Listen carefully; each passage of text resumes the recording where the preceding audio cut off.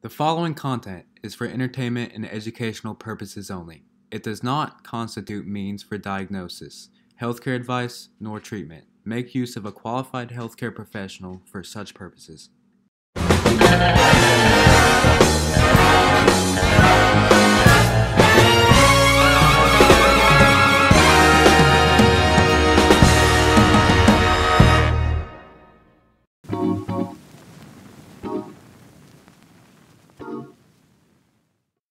Hello everyone, my name is Dr. Charlene Ortiz, and today we are going to begin a new lecture, right? For us, that will be chapter 9, but for those of you watching at home, this is when we're going to talk about some more specifics about the quasi-experimental designs. Particularly, we're going to talk today about one group designs, non-equivalent designs, and other forms of designs that we generally come across in the field. So let's get started. We show up our slides here. You'll see a quick overview of the topics that we should be discussing today.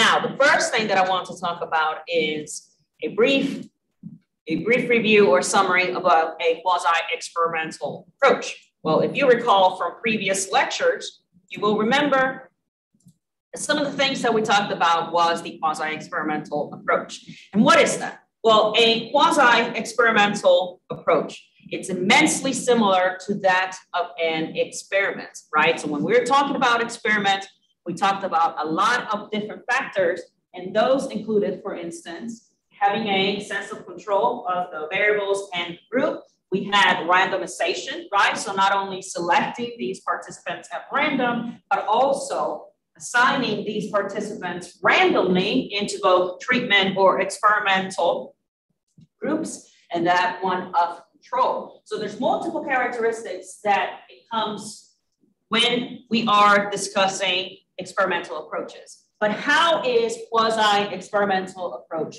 different?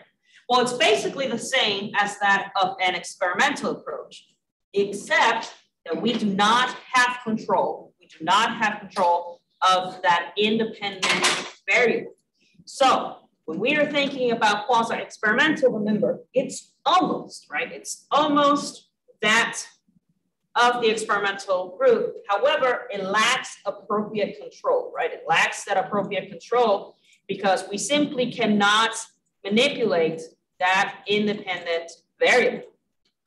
Now, when we are thinking about the experimental design, we are able to assign participants because we ourselves in the experimental design, we are applying, right? We are introducing, we are manipulating that independent variable. See, what happens when it comes to a quasi-experimental approach is that we are unable to do so. I am unable to assign you to this specific group. Let's think about a couple examples for a second. So in the case of an experiment, if I wanted to assign you, for example, if I wanted to assign you to a group that is going to test a new medication, we're going to test it out and see exactly how or what the impact is about this medication. I have full control of that medication, right? That independent variable. So I can determine the time of day you're going to be administered this medication, dose, right? Any impacts that other variables may have. But with a quasi-experimental approach, you come in with that independent variable, if you will, right? You come in the study with that characteristic, therefore I cannot assign it to you. I cannot manipulate that characteristic.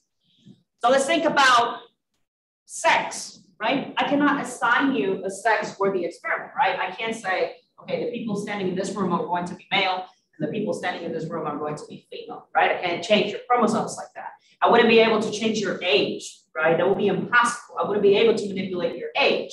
Right? So you're 40, today you're going to be 25, although that sounds great, right? I think I'm an adult, I promise. I pay taxes, I vote, just sometimes I act like I'm 22. But that's not the point. That's not why you're here. You're here to know that you can't turn me into a 22-year-old, right? Because that would be impossible. It would be impossible for me to assign that characteristic to you, manipulate that characteristic, right? So therefore, generally in a quasi-experimental approach, you come in with that characteristic to the study. I do need to remind you that this is probably the most common method for social sciences, okay? Generally, our participants come in with the characteristic of interest, right? So for example, if I wanted to study individuals with depression, I'm not going to give you depression, right? You're going to come in with that diagnosis, right? I can't give you anxiety, right? You're going to come in with that diagnosis, right? You could argue, well, you could give trauma to somebody. Maybe you can diagnose them with PTSD then, but think about what the ethical complications of that would be, right? So any questions about these specific characteristics of a quasi-experimental approach and why exactly it is different from my experimental approach? What about my folks watching online?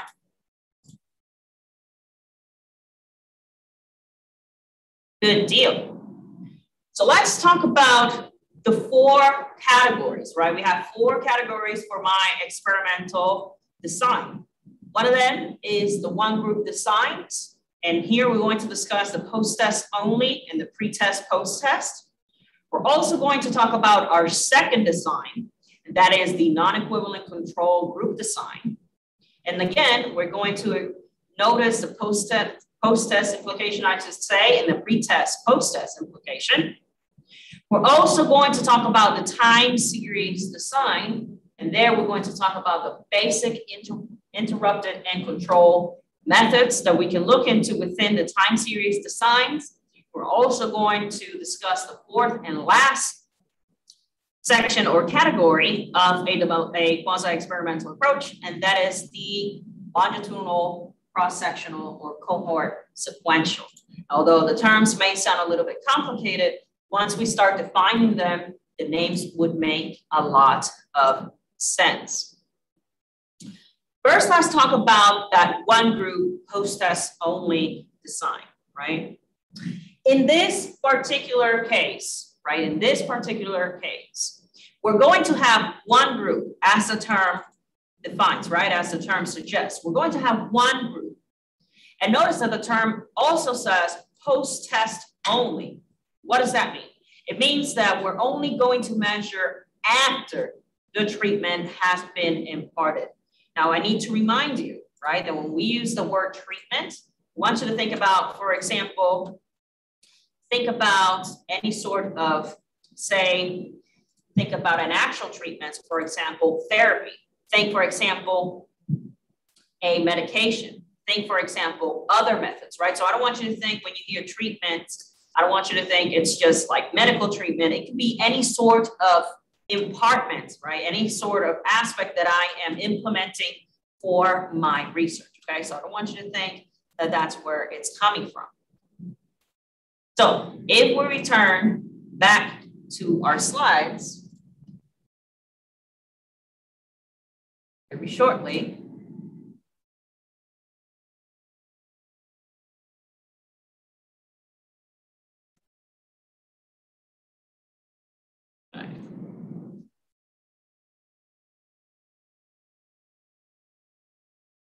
all right. So in this case, as I was discussing, when it comes to the post-test, there is a specific disadvantage because I am only measuring after the fact. I am only measuring after said treatment was imparted upon my sample, right? Upon that one specific group.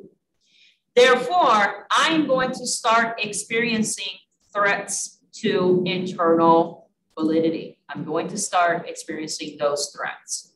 And what do I mean? Those threats can come in the form of history, right? So for example, when there could be historical events that could occur that actually had an impact upon my study and not necessarily that specific treatment, right? So I can come across the impact of history. Also, I can come across the impact of maturation. If you remember our previous classes when we are talking about maturation, remember that this is also an impact because the person becomes and develops, right?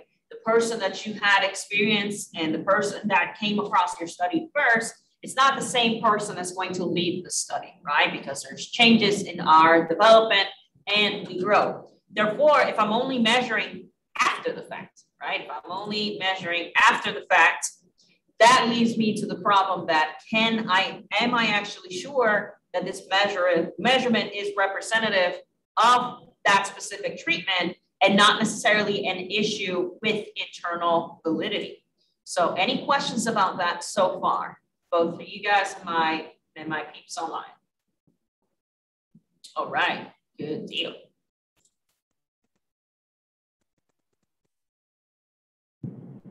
So let's look at our other characteristic, right? Our other category, right?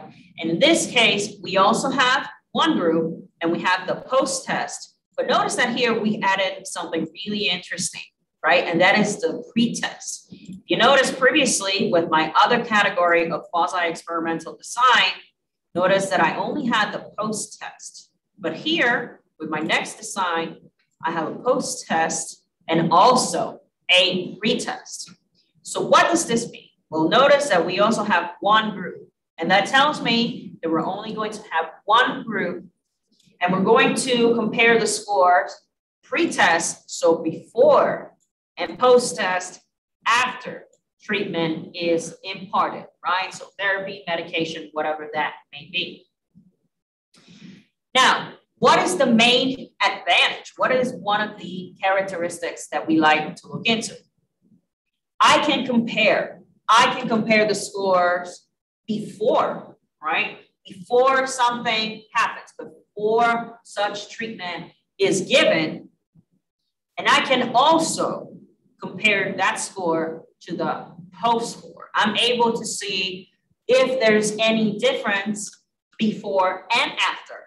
Right? Whereas in our previous example, I can only measure once, right? I can only do that measurement after the fact, after the treatment was provided, versus here, I can do it both before and after, right? I can do it before and after the treatment has been given. Now, because of that, we still have some disadvantages though. Right? We still have some issues, right?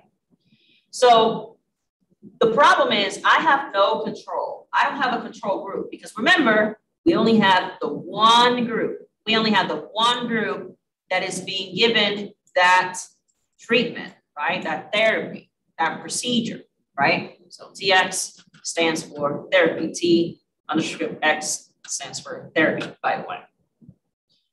So because I'm only comparing it to one specific group, notice that now I am at disadvantage of not having a control. And if you recall from previous lectures, a control group is that is not receiving any treatment, right?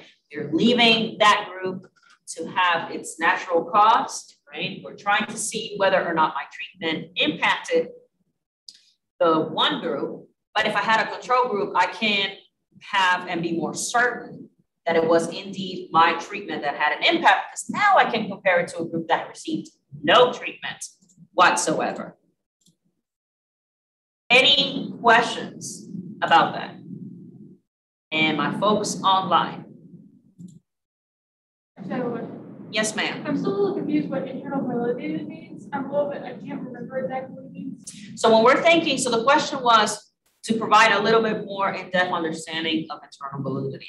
So when we're thinking about internal validity, I want you to think about, is this study actually setting up and is set to measure what it's intended to measure, right? So if I am trying to measure, say, anxiety, right? And I'm providing this study for anxiety, if there's any threats to validity, so for example, there was a historical event that led to more anxiety, right? So now that's a threat to internal validity, because am I truly measuring, is my treatment actually helping with anxiety, or did it get worse because of an external factor, i.e. maturation or history? So internal validity, every time you hear the term internal validity, think about the concepts within the research that can impact its own ability to measure what it's set out to measure. Okay, so it has to do with things within it. Right. Okay, that makes sense. Thank you. Correct. Right. So let's go on to our next group, right? Our next category of quasi-experimental approaches. Now, let's consider a non-equivalent control group, a non-equivalent control group. In this group, we are going to match, right? We're going to match these individuals because of certain pre-existing characteristics to that treatment group. So, because of that, I am not randomly assigning individuals, right? I am not randomly assigning individuals to that particular group. So generally, what we would like to do is say, I have these little categories, right? So I have my treatment group and I have my control group. Generally, what we want is to randomly assign these people to whichever treatment. The problem is, or whichever group I should say, the problem is that with the non-equivalent group, what I'm trying to do is purposely, I'm trying to assign someone to the group because of that specific characteristic. So now I make it a point to only assign females, right, to that treatment group, for example. Or I only make it a point to assign 22-year-olds to that treatment, right? That is why we refer to it as non-equivalent. Think about assigning individuals who have anxiety, who have depression, right? You have individuals with anxiety and depression, and I have picked you and assigned you, right? I have assigned you to this particular group because they are similar, right? They are similar and those that are generally observed in your treatment group. Now, because of that, we are also going to have a selection difference, right? A selection difference. This is simply the differences, right? The differences that have already existed between the individuals that we had selected, right? That we have selected from those pre-existing groups. I cannot control for the selection differences. I have no power towards that selection difference because I cannot randomly assign you to different treatment groups. So think about the persons who are diagnosed with anxiety, right? That is a characteristic that you came with, right? And it's going to be different from one participant to the next. So notice that because of that, I am susceptible. I am actually going to have some issues when it comes to that selection because I cannot control for those differences. Therefore, my non-equivalent control group design is going to be susceptible to those individual characteristics. So any questions about that, either from you guys or my peeps online? Good deal. So here is a good illustration, right? Here's a good illustration of how that would look like, right? How does that look like in practice? Well, here in this procedure, notice that we have that non-equivalent group, right? The first thing that I want you to notice in this illustration is that I did not, as a researcher, for example, in this case, I had no control as to who is enrolled in each class, right? So you already came in for that characteristic. You came in with that characteristic, I should say. Because of that, because you came in with that characteristic, maybe and solely those differences explain the results, right? So say, for example, if I select a group of individuals, right? And I am selecting you because you belong to this class, right? Later, when I conduct my pretest, my post-test, whatever measure I'm using to find out those differences, right? So I select the people in that specific class, and it turns out, hey, after my treatment, they have less anxiety, right? Is it really that the treatment contributed to that decrease of anxiety? Or is it more related that you are in this class, right? Did that have a contribution to the fact that you have less anxiety? Maybe I'm a more chill, right, faculty member compared to another faculty member that could cause anxiety. So notice that there could be an external explanation, right? And that is the main problem with those differences, because I cannot account for sure if those differences came from the actual treatment or if it comes because of your own characteristics, right?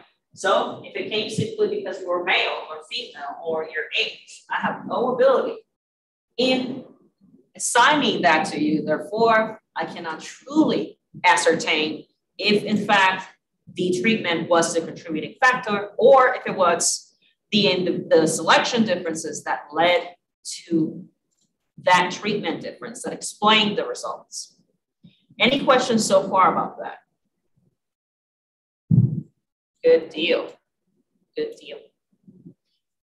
So there are, in regards to our illustration here, I want you to notice that we're going to have, in this case, the persons that I assigned, right? The persons that I selected, right? Because of those selection differences.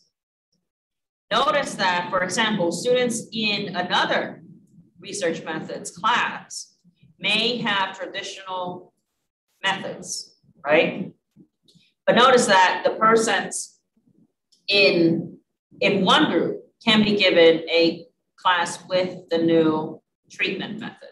So we would assume, okay, maybe these individuals are going to perform better, and then these individuals, I should say, are going to perform worse.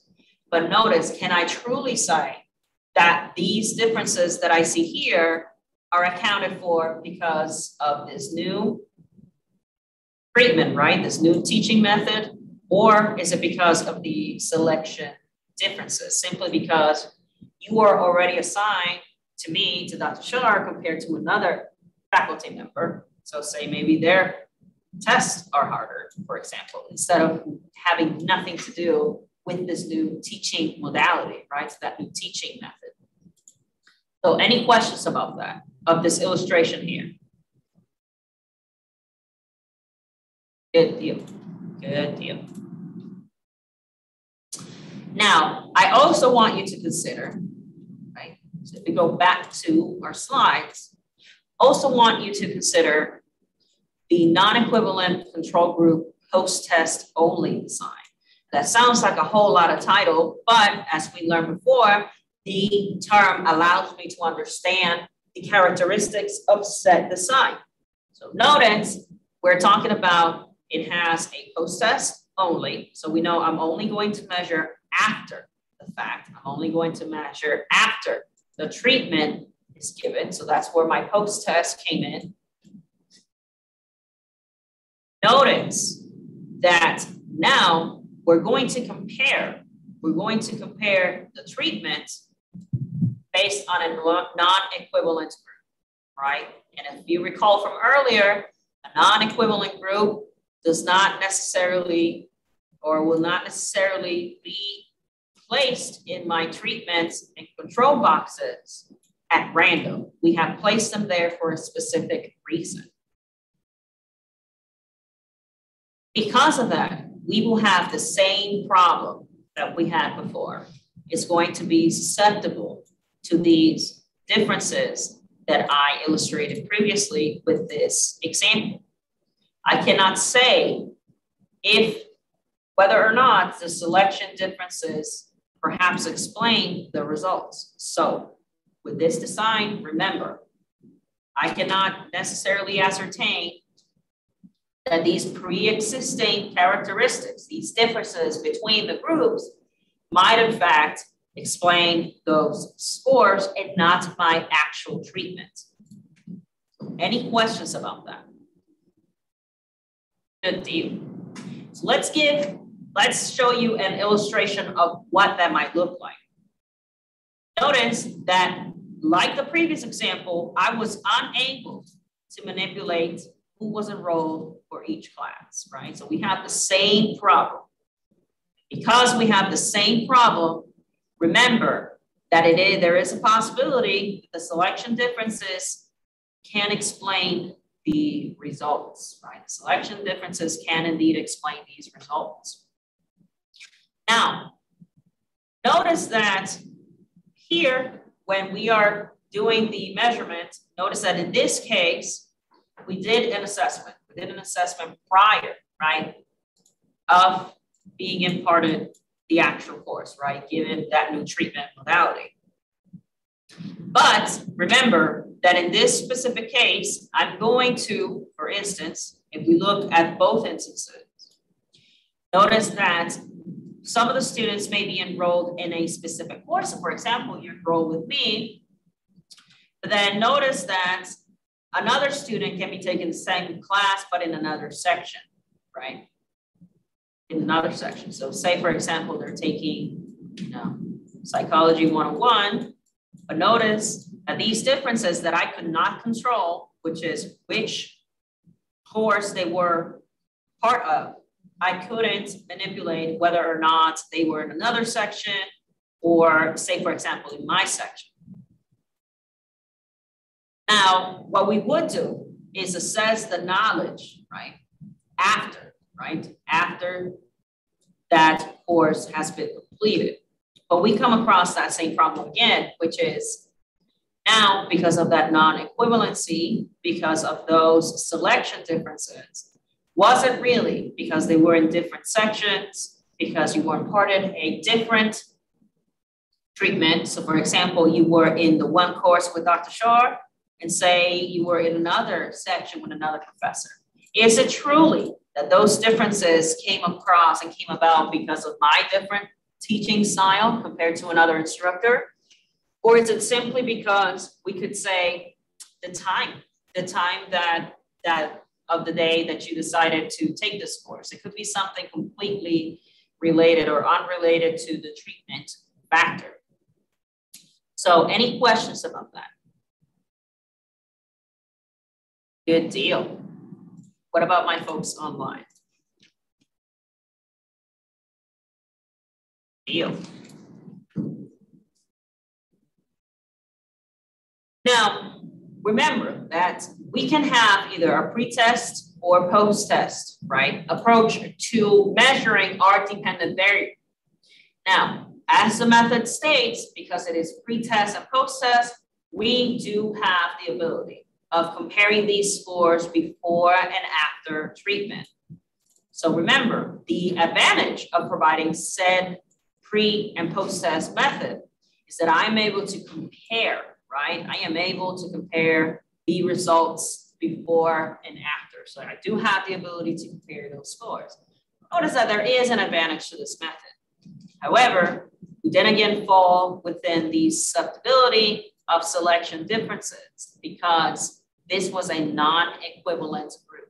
So if we go back, notice that these selection differences are going to be related to my non-equivalency. This is immensely interesting because remember that the pre-existing differences, those characteristics, could be what is causing those differences in your measurement of that independent variable. Any questions about my non-equivalent designs, pretest or post-test only? All right, good deal. So let's move on to our next approach for the quasi-experimental approach, right? Let's think about that. The first thing that we're going to notice, the next method that we're going to talk about is basic time series design.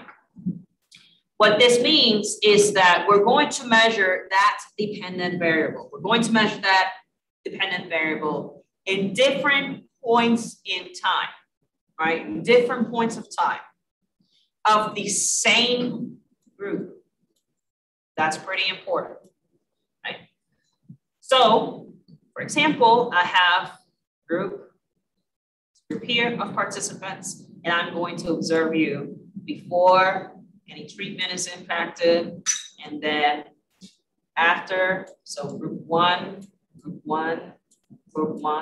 right? So it's the same group Now I am observing you before, during, and after that treatment is being manipulated, that was administered by the researcher, right? So notice that it's the same group before, during, and after, right? There are multiple advantages though. One of them is being able to identify the patterns of that dependent variable. So imagine if here I'm trying to study, let's say, anxiety. I have the ability of comparing the pattern of what anxiety looks like in an extended period of time, before, during, and after said treatment. So it's interesting because I can now observe the pattern as to how anxiety was behaving during these different points in time.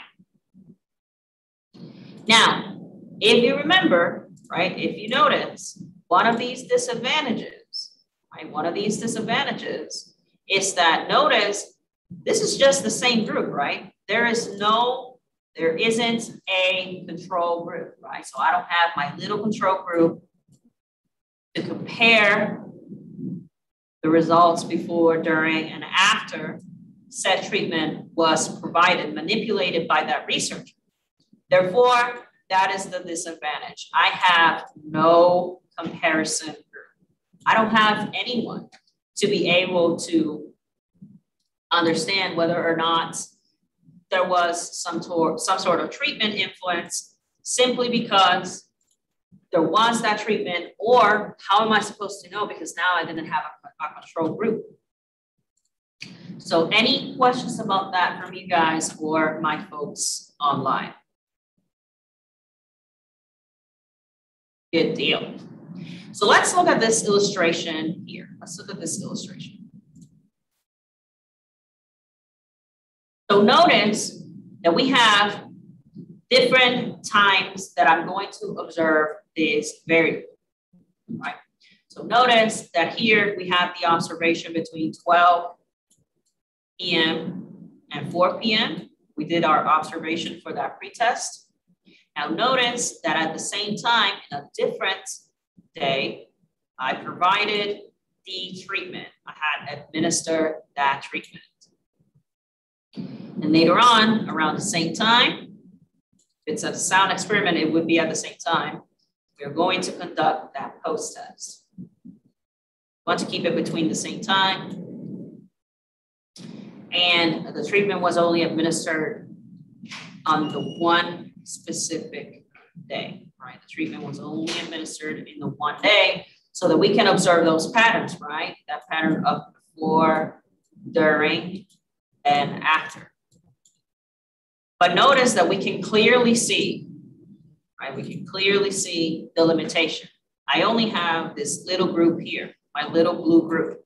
That was the one that we administered the assessment, pre-test, post-test, and we observed during.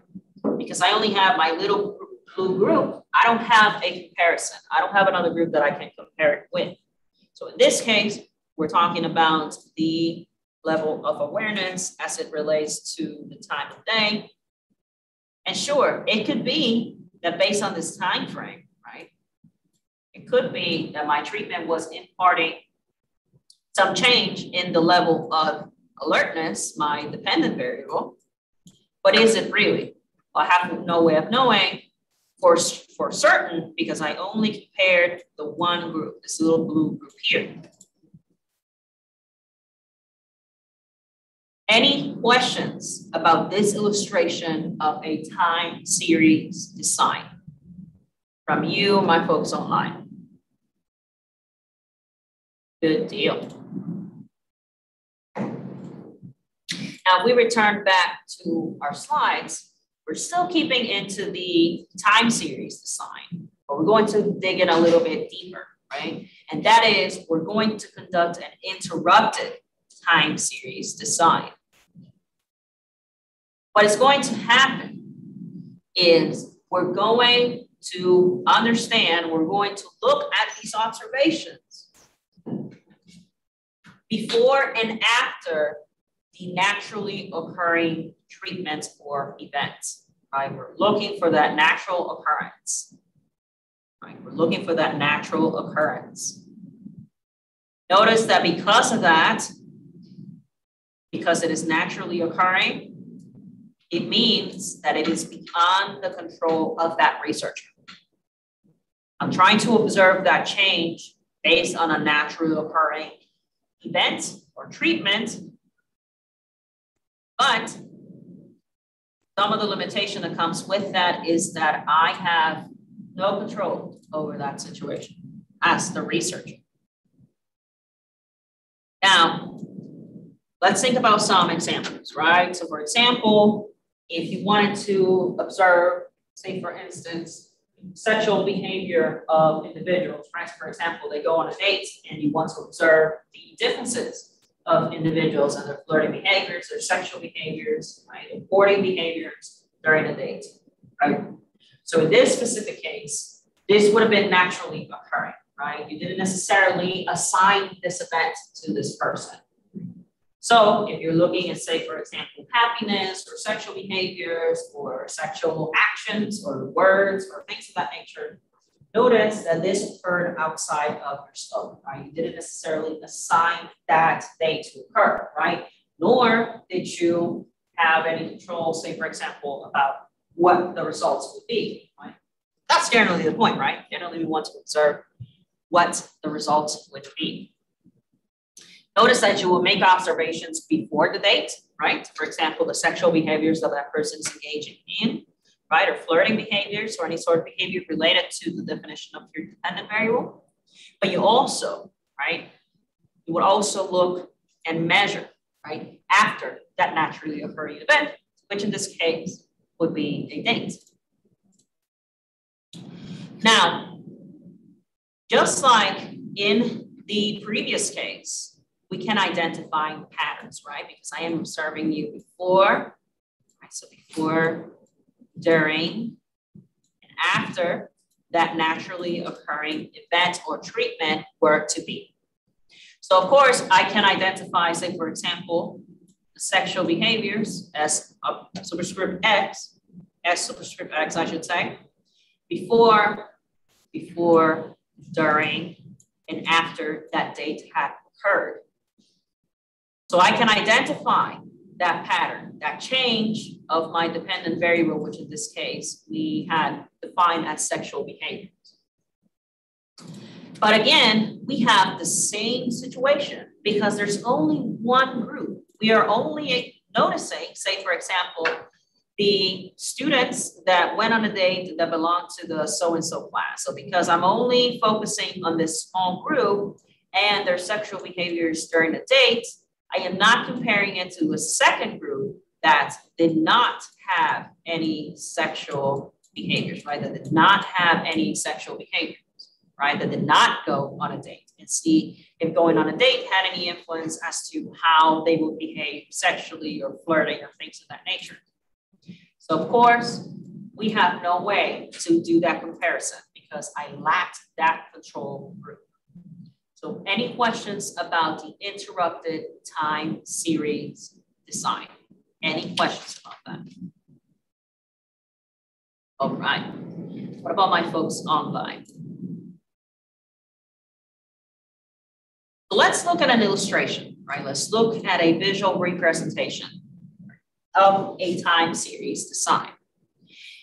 Notice that this graph is going to show you, right? This graph is going to show you the number of a public bicycle, right? That it's available, right? In a specific program for the city. And let's say the occurrence of, let's try to change it a little bit. Let's think about the incidence of people actually taking the train, right? So the availability of these bicycles and the incidence of people taking trips, right, in the subway.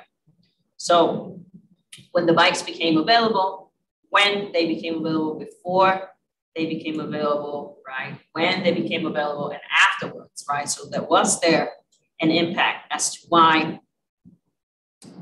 they would or wouldn't take a specific trip, right? So for example, if there was a strike, for instance, And these people were not able to make use of the bicycles, right, that were publicly available to them. You will notice that there is an increase every time there is a strike, right? So every time there is a strike here, so for example, we have a strike here, and people who commute for work, notice that there is a sharp increase. What that tells me, that is showing me with this illustration, is that it will suggest that the occurrence of the train driver strike, right? So for example, there is no access to the subway anymore. Notice that there is an increase every time of the usage of these bicycles. Notice that I was unable, right? Notice that I was unable to assign that strike condition, right? So there's going to be a strike, right? So there's going to be a strike here. And notice that whenever that did occur, there was a spike, right? There was a spike whenever the strikes occur, and that accessibility of the bicycles based on the train workers basically not showing up. So notice that I had no control about how or when these individuals were going on strike, but it is naturally occurring. So then I wanted to observe the behavior of making use of these bicycles that are publicly available. So any questions about that? Good deal. Good deal. Now, if we go back to our presentation, we're also going to have control time series design. It's basically a basic or interrupted time series, right? Just like we saw previously. But the difference is that now I'm going to have a non-equivalent control group. Now I'm actually including a control group, right? So for example, if we keep with my example that I provided of dating and sexual or flirting behaviors before, during, and after a date, notice that I am selecting, right? I am selecting the persons who are going to be in my control group, and they're going to be assigned to that control group, not randomly. It is not equivalent to what the average dating person would look like, right? The average person. I am assigning this individual to the specific group. Because of that, remember, we fault again to the selection differences because I have specifically selected you, right? It's not equivalent. So I have specifically assigned you to this control group on purpose. I am now going to have the same issue. Maybe the selection differences are what indeed explain those differences in my results. So for example, if we go back to my little drawing, say I selected non-equivalent groups, right? So it's generally more common that older individuals are not dating, generally because they're already settled down or they have their own families compared to younger persons, right? So younger persons are still in that dating scene. So if I were to assign you to that control group on purpose, say I only assign older persons or I only assign, let's say, younger people, notice that because of that age difference, because of the differences between one group and the other, maybe it had nothing to do with your ability to have sexual behaviors or flirting. Notice that it had to do more with your age. So we are again suffering from that disadvantage of selection differences. Now, of course, this would be a little better. Why is that? Well, because now I do at least have a control group, right? So now I have a control group and I can use it to compare, right? I can use it to compare the results of my treatment group, right? So at least we have that advantage. The problem is that because of those selection differences, given non-equivalency, can I truly ascertain that it was because of my treatment that persons exhibited more sexual or more flirting behaviors during the date compared to my control? Because again, was non-equivalent. Right? So can I truly ascertain that this difference in flirting was because of the dates and not something else? So any questions about that? Any questions so far? Good deal. Let's move forward our longitudinal studies. Longitudinal, if you don't remember anything else, it looks like the word along, right? The term, the word is in the term, the definition is in the term, and that is exactly what this type of study is. It's a type of study that generally takes a long time. It does take a long time because we want to observe changes, right? We want to observe changes generally over the lifespan, right? So generally throughout your entire life. The intent is to observe participants as they age, right? So that is the true intent of the longitudinal study, design. So if you take nothing else, it is a long study, or it will take a long time to conduct this study. It could be from conception all the way to your death. It could be something complete for the entirety of your life. Sometimes it's a little bit less, but generally we're looking at a 10-year, 20, 25, 40-year study, right? So we're looking for a very extended, long period of time because I want to observe you as you age. Right? So that is one of the main characteristics. Because the intent is to observe you, the intent is to observe you as you age, technically speaking, there is no treatment, right? I'm not giving you any specific treatment. I'm trying to observe you as you age, right? So technically there is no real treatment that I'm giving you. Right? I want to observe you and how you are changing over time. Not only that, I'm always going to measure the same dependent variable. My intent is to observe you across a long period of time with no treatment. And I'm always going to measure that same dependent variable each time. A longitudinal study is very similar to the one group post-test, pretest, right? Because I'm only observing one group at a time. So say, for example, I'm going to observe 100 individuals since the time they were born all the way up to their death. Really similar to that one group, right? Because I'm observing the one group across my study. Now, something really interesting about this type of research, right, about this design, is that I can measure behavioral changes for a long, long time. I am able to see differences, and if we keep in with our previous example, say, for example, I want to see how sexual behaviors change from the moment you are a child all the way up until you die, right? So how does that look like? Well, my dependent variables stayed the same, which was sexual behaviors. I didn't give you any treatment, right? I didn't give you, say, for example, education on how to flirt, right? Socializing skills, so there was no treatment given. Technically speaking, I would argue that the treatment is actually the passing of time, right? Seeing how time has an influence upon that. The problem is that we are going to have many, many situations to threats of internal validity. We're going to have a lot of threats to that.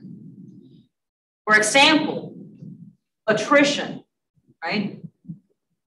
Say, for instance, experimental death, right? And quite literally, it could be death, right? I could have started with 100 participants, and towards the end of the study, I only have 70, right? It could quite literally be that the participants died. It could be that some of the participants decided and refused to participate. So if you notice, in this specific case, sure, we are observing people for an extended period of time, and we have the ability to observe them and their changes in behavior, which is great because I can observe for a long period of time. But that is the catch-22, right? Because now that long extended period of time affects how many people do in fact remain in the study.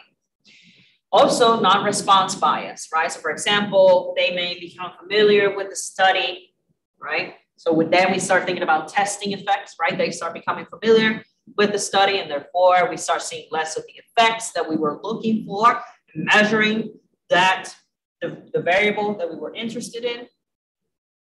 So sure, it has its advantages, but what makes it unique also provides that downfall for the study. So any questions about that? Both here, my peeps online. All right. So in this illustration that you have here, notice that at the beginning, right, at the beginning of this research, we had 428 students that were selected to participate.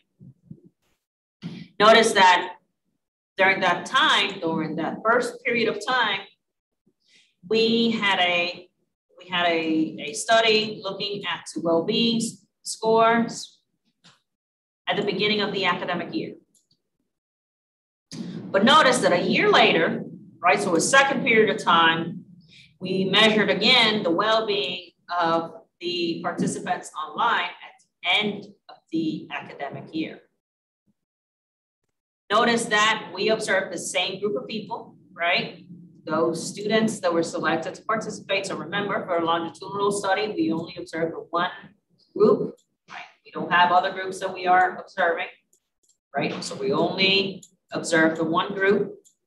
And also, we observed the one and only variable, which is well-being. Right? So well-being in both instances.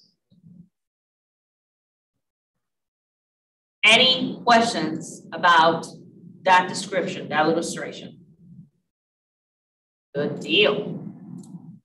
Let's talk a little bit about cross-sectional design. Let's talk about a cross-sectional design. When we're thinking about a cross-sectional design, let's think about how we are able, right? We are able to observe participants based on their age. This is an approach that is trying to deal with the disadvantage that we may have with a longitudinal study, right? First of all, it would take an immense amount of money to do a longitudinal study. Imagine that I'm observing you since the day you were born until you die, right? That would be an first of all, a long period of time, a lot of effort from the researcher. It would take a lot of funding. So notice that it would be immensely difficult, right? Immensely difficult to conduct. Not that, but only we can also think about the disadvantages of the threats of internal validity, as I mentioned, like attrition, testing effects, or non-response bias. But a cross-sectional design, what it's trying to do is limit, right? It's trying to deal with those disadvantages. And how is it trying to do that? What we're trying to do is look at specific participants, and we're going to group them based on their age, right? So for example, I have one group that is 0 to like 5 years old, and then we have another group, say 6 to 13, and so on and so forth until we make it to like, say, a group of 99-year-old plus persons. So notice that now I'm going to group you based on your age, right? So we have a cohort of people that is children, very young children in their childhood, early childhood, teenagers, and so on and so forth. The intent is that I want to make comparisons of all these different age groups at the same time. I'm going to do it one time. I don't have to follow the same group for many, many years across their entire lifespan, right? So here I only have the one group. I'm going to observe you till the day you're born until you pass away. Whereas here, I'm only going to observe you one time, but notice that I have multiple groups. So I have one group, two groups, et cetera, say I have 10 groups. But I'm only going to do it one time. First advantage that we can think of is, first of all, it will be cheaper, right? It would be a cheaper approach. It takes less effort, right, from the researcher. And then we start eliminating, right? We start eliminating those issues that we had previously, right? So attrition, non-response bias, we start eliminating those threats to internal validity. The problem is that now we're going to come across another phenomenon, and that is because I have on purpose placed you in a cohort based on your age. Now I'm going to have the disadvantage of having a cohort effect. Remember that if I start grouping you, right, what is a cohort effect? So say, for example, we have our little group of 0 to 5 years old, and then we have another group, 6 to 13, and our other groups. The problem is that characteristics here within this group, can confound that observed result. Maybe, right? So for example, if I'm observing sexual behaviors across a lifespan, right? So for example, the day you were born until you die, right? And now I don't have to wait that entire time, right? I don't have to wait 100 years, right? We can do it at the same time, observing different little cohorts of different ages. Now I can say, well, the differences in sexual behavior, right, was because of their lifespan. I can't say that because there could have been variables within each and every cohort that confounded, and they were actually impacting that measurement of my dependent variable, which in this case would have been sexual behaviors. So that is one potential disadvantage. Sure, we are dealing with the internal validity issues, right? So that's a good advantage. But now we're going to have to deal with another phenomenon, which is now I have to worry about, say, if there is a confounding issue. Now, let's look at an example here. So notice that here we have a couple groups, right? We have we have the middle school students, high school students, and college students, right? So we have 3 groups. We have the middle school, high school, and college. So notice that I didn't have to observe you for about 10 years, right? I managed to observe everybody one time only, right? I didn't have to measure you during your lifespan because I had different ages represented, right? So for example, middle school, 9 to generally, well, I should say 6th or 7th grade to 8th or 9th grade, and then so on and so forth. Notice that I only had to observe you one time. But the problem is that, say I'm trying to measure the identity style, right? And I measured it for all the persons in middle school and all the persons that were in high school, right? And then I measured, say, for example, individuals who are in the college group, right? So we have pre-college, which is middle and high school. And then we have persons who are in college, right? And their identity style. You would think, oh, age is the contributing factor, right? Age is the contributing factor, or the time elapsed. But the problem is, it could have been just simply that one is more mature than the other. One has more experience. One has an ability to determine their identity better. Any questions about that so far? Good deal. Let's move into our cohort-sequential design. In this particular case, we're going to have 2 or more cohorts, right? We're going to have 2 or more groups, right? So we have cohort 1, and then we have cohort 2.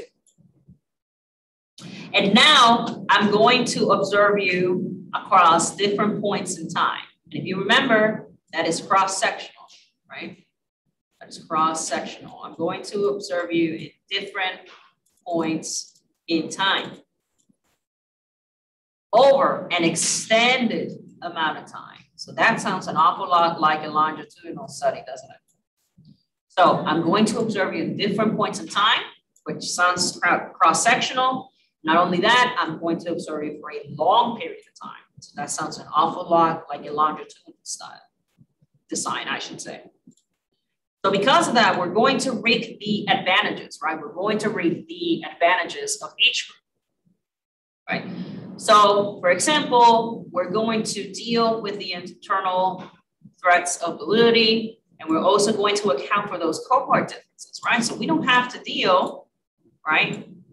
We're trying to manage those disadvantages that we had in the cross-sectional design, and we're trying to deal with the disadvantages that we found in the longitudinal side, design, I should say.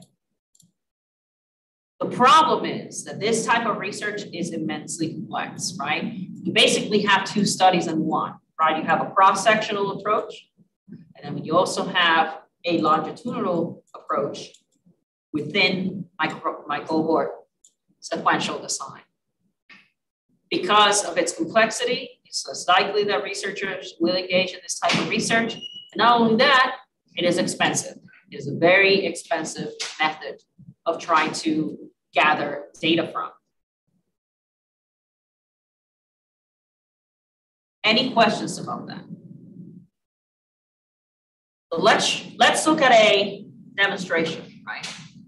So here we have generation X, which is basically my parents, right? My parents are generation X. That's one cohort, one specific generation. Then we have millennials, which is what I am. Surprise, surprise. Hey, I see you. And then most of you fall in this category, Generation Z. By the way, I don't know if you noticed, you have X, totally unrelated. X and Z, millennials are the generation, the Y generation. So a lot of the other generations like to make fun of millennials that way. It's like, why? Why are you guys around? Right, so there it is. Fun little fact. But either way, so notice that we have three cohorts, right? First, second, and third. So we are having that element of the cross-sectional design. But notice that we also have the second element, right? Which is longitudinal. So now I am observing you through the span of 15 years, right? Which is a very extended period of time. So this is a really good illustration as to how us comparing, right? Us looking into different generations, different cohorts will look like across a significant amount of time. Now, there are different characteristics that we need to talk about when we are thinking about ethical considerations, right? Ethical consideration when it comes to those long-term studies. Generally, one of the things that we like to do is we have the three main aspects, three main rules, in order for these cohorts or groups to be treated ethically. So one of the things that we like to do is obtain the consent of the participants, right? We also want to think about engaging in limited harm and providing the person with that agency. We also want to think about the permission, right? So who are we getting permission from? So remember in my previous example, my cross-sectional, I was talking about persons between 0 and 5 years old, 6 and 13, right? Depending on your state, that could be 18, 19, or 21, that the person would need to have consent from a legal guardian. Or think about participants that are unable to give consent. And another responsibility that you have as a researcher is show the benefits. Show if in fact the benefits will outweigh the costs, because no research or no treatment modality comes without a risk, right? None of them are going to come without a risk. So it is your job to ensure that type of control. Now, if we do a quick overview, remember that a single case, right? Single case experimental design, the person is their own control, right? Remember, because in the case of an individual, right, has control, say we're looking at a case study, right? So we don't have anyone to compare this person to. Therefore, the person becomes their own control, right? The person becomes their own control because they are the only person that serves for both the treatment and that control. Remember, as I mentioned earlier at the beginning of our lecture and experimental design depends on your ability to randomize, both to select and assign persons to control or treatment groups. It highly depends on your ability to manipulate that variable. So for example, medication, therapy versus gender, age, mental health diagnosis. Those are things I cannot manipulate. And the last element that I mentioned earlier was having that control group, being able to have that comparison, right? Having that group that you can do and draw information from. And notice whether or not your treatment modality did in fact have an impact on that dependent variable. The good thing is regarding this specific design is that you are able to provide a critical analysis. You're able to provide a critical analysis for each individual measure.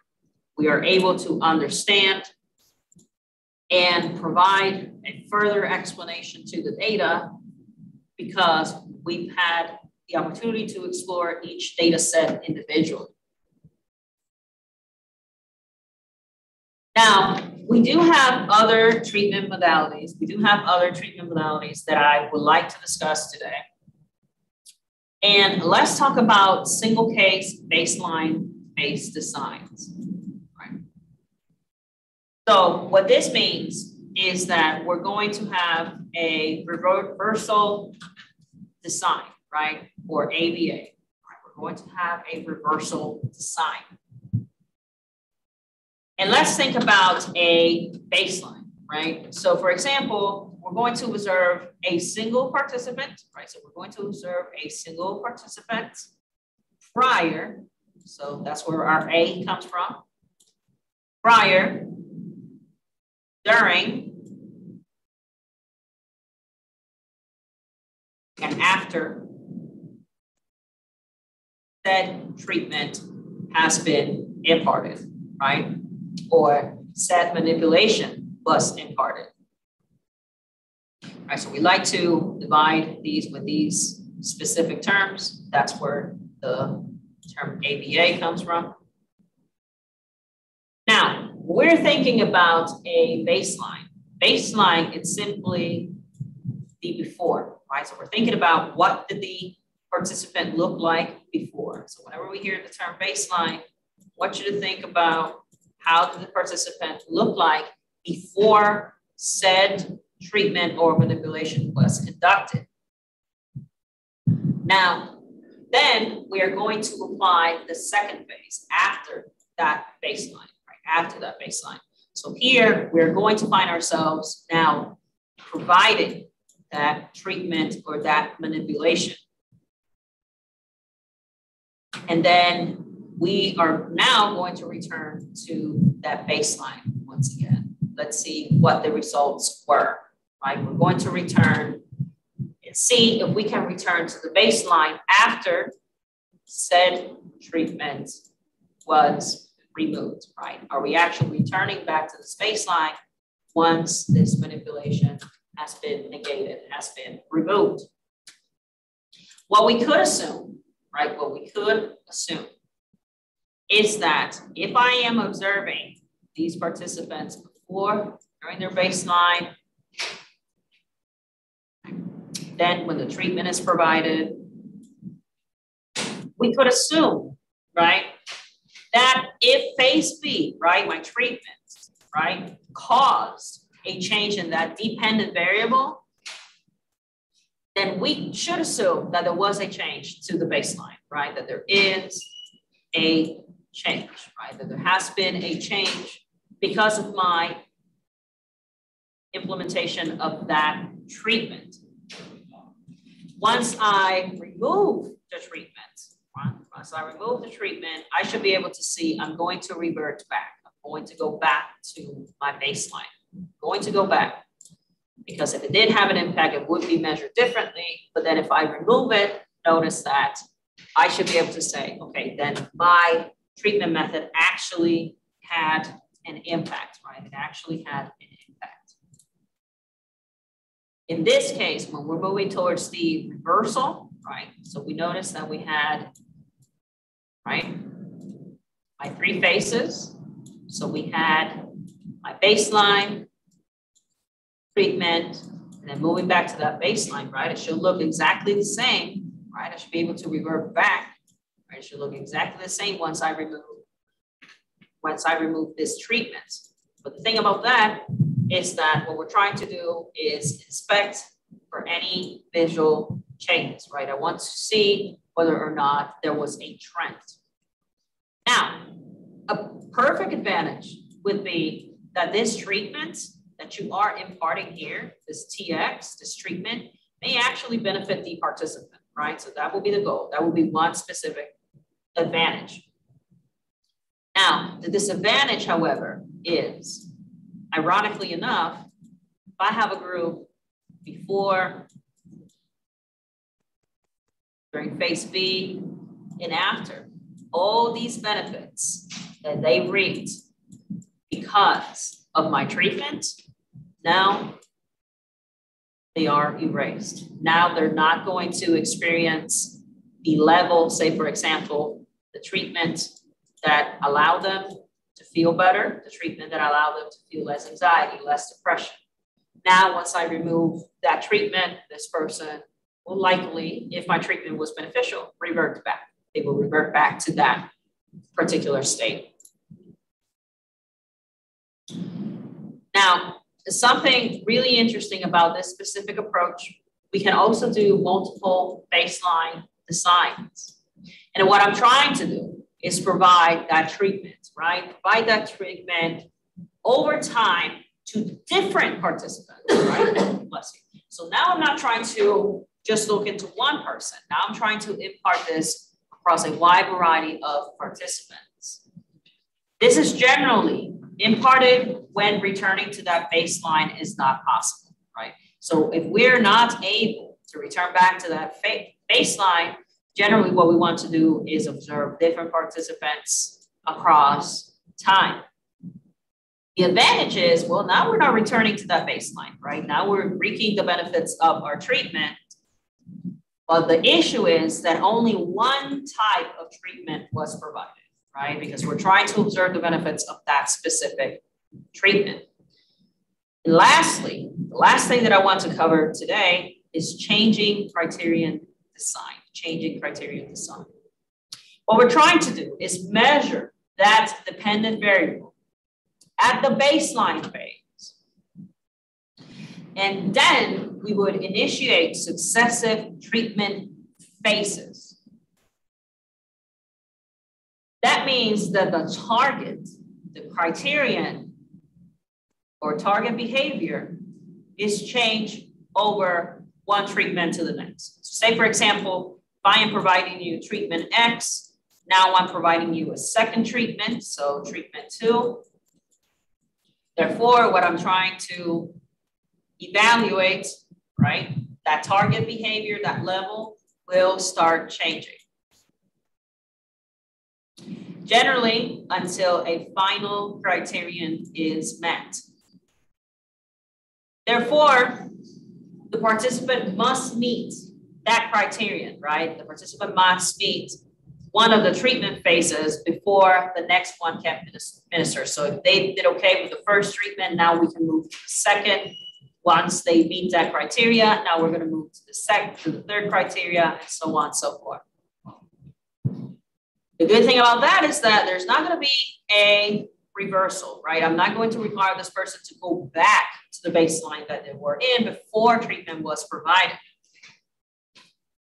The disadvantage is that I am already expecting that that target behavior, that expectation must be already, it must be part of the capabilities of the things that that person can actually do. Maybe the participant is not able to move to the next treatment modality. I like to think about anger management. So a lot of people want to do conflict resolution, right? But in order to do conflict resolution therapy, you should have already succeeded in anger management therapy, right? So one needs to be satisfied before the next treatment modality can be implemented, right? So a lot of people want to, oh, I want to learn how to solve my problems. Maybe what you have is an anger problem. And before we move to conflict resolution, we need to deal with this anger problem first. So this is a really good example of that specific case. Now, any questions about the material that we covered today? All right, good deal. And I will see you guys Thursday. All right.